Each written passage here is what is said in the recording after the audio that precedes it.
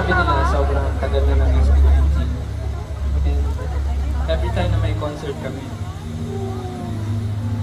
lagi lang pumapasok sa isip ko. Tapos di ba may Hanggang kailan kaya namin na-experience yung ganito? Kamaya, heavy na naman yan eh.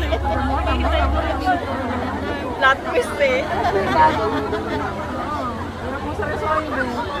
Marami kaming kinakatakutan, pero knowing na nandyan kayo sa amin, sobrang kampante kami na magiging okay lahat.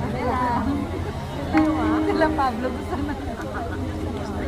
Hindi man tayo sure kung kailan magwawakas ang lahat, pero at least ngayon, sure tayo na marami na tayong nagawang memories na masaya magkakasama.